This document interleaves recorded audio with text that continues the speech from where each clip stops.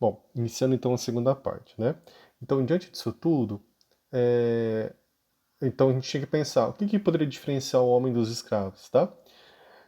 Os homens, quando eu digo assim, são os homens livres, os cidadãos gregos, né? Só lembrando, tá? Então, assim, os cidadãos gregos, então, aqueles que não eram escravos, eles tinham uma postura muito diferente, né? Uma postura que a gente chama de ortos.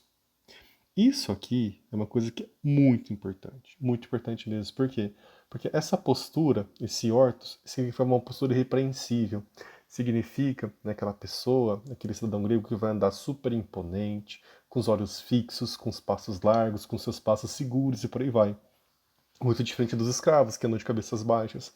Ou muito diferente, por exemplo, dos estrangeiros, né, o que eles chamavam de metecos ou metecas, tá? Que andavam por aí, né, por Atenas, admirando, né? Cara de turista bocó, né, de turista jacu mesmo, tá bom? Esses metecos, né, eram pessoas de fora que podiam visitar Atenas. Esparta eles não podiam visitar, tudo bem? Bom, mas vamos lá, né? Vamos continuar. Então, o Ortus era importante. Então, já que eles levavam muito em consideração a questão do diálogo, da sabedoria, da filosofia, dos conhecimentos políticos e por aí vai, então, assim, ter uma postura de grego era super importante. Então, o Ortus é super importante por conta disso tudo, tá bom? Uma outra coisa que ia estar diferenciando, por exemplo, né, a questão dos homens gregos, deixa eu fazer aqui um traço que eu não sei apagar muito bem isso aqui, tá? Então, assim, o que está diferenciando, né, os homens, os cidadãos livres, né, gregos, de outras pessoas, tá? Que, tipo, então, a primeira coisa que a gente tinha era a questão da postura, a postura de Ortos, né? Inclusive, Ortos vai formar várias outras palavras, né, como ortodoxia, né, que é o quê? Doxa, do grego, significa opinião, né? E assim, quando a gente tem uma opinião, e uma opinião muito rígida, aí dá para entender bem, né? E a gente acaba tendo uma questão de uma ortodoxia, vou colocar assim, né? Forma outras palavras também, como ortodontia, né? De ter tudo muito rígido, de ter tudo muito correto e por aí vai, tá bom? Ortodontia, ortopedia, né? E por aí vai, tá bom? Mas vamos lá. O segundo tipo, né, de postura que vai estar diferenciando, né, os homens gregos de outras pessoas, né, um outro tipo de cidadão, vai ser, né, aqueles que a gente chama de historiador, né?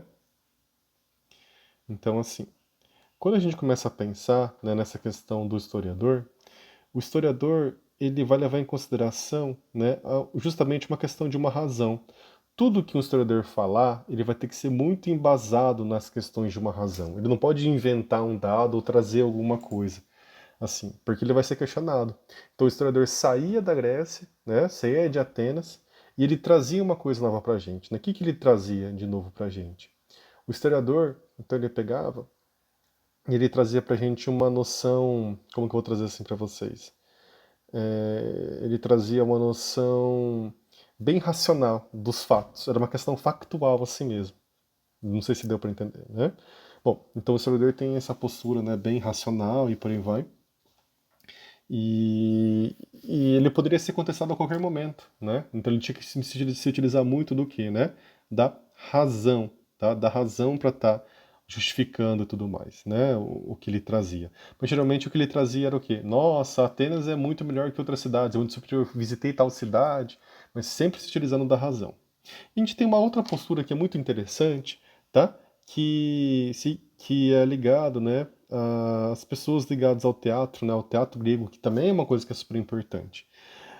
Por que eu tô falando isso para vocês? Porque no teatro grego a gente vai se utilizar, né, de uma linguagem do mitos, né? E o mitos grego é uma coisa que é muito diferente, porque no teatro eu posso estar me utilizando de coisas que não pertencem ao plano da razão, por exemplo.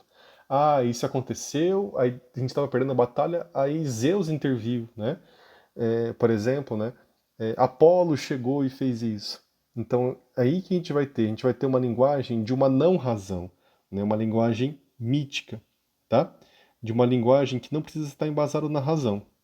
E isso aqui vai ser fundamental para que a gente entenda, né?